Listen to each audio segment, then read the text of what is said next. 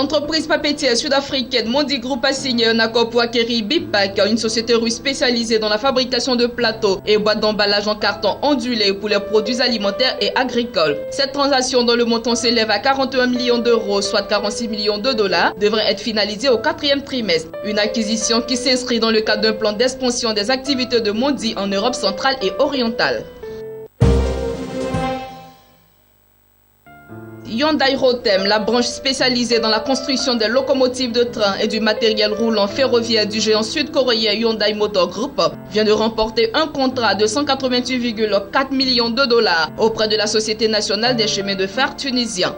Ce contrat porte sur la livraison de 112 rames électriques à la Société nationale des chemins de fer tunisiens durant le deuxième semestre de 2018. Ces rames seront utilisées sur le réseau ferroviaire rapide qui relie Tunis à plusieurs de ses banlieues. Hyundai Rotem, qui a déjà livré 1336 rames de train à des sociétés africaines de transport ferroviaire depuis 1976, a précisé avoir remporté ce contrat face à plusieurs de ses concurrents européens.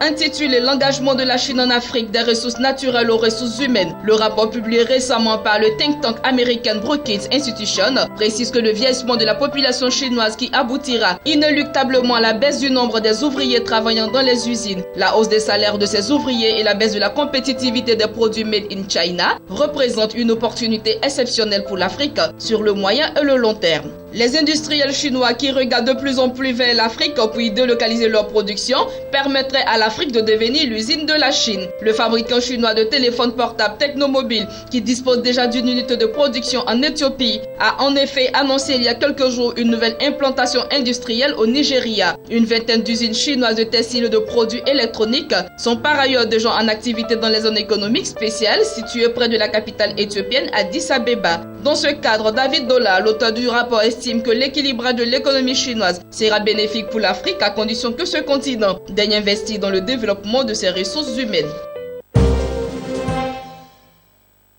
La chaîne hôtelière américaine Hilton Worldwide a annoncé qu'elle prévoit de construire plus de 40 nouveaux hôtels en Afrique durant les 3 à 5 prochaines années, ce qui portera le nombre de ces établissements sur le continent à plus de 80 unités. Parmi les hôtels dont les travaux de construction débuteront très prochainement, la chaîne hôtelière a cité le Hilton Garden Inn, un établissement de 280 chambres qui sera implanté à Accra. Il s'agira d'une construction modulaire en matériaux préfabriqués. Hilton Worldwide envisage par ailleurs de construire le plus haut hôtel d'Afrique à Nairobi. Cet établissement de 255 chambres dont la hauteur atteindra 330 mètres sera construit à Upper Hill, un quartier d'affaires de Nairobi, qui abrite les sièges sociaux de plusieurs filiales est-africaines de grands groupes mondiaux, à l'instar de Coca-Cola, Citibank et Dell MC.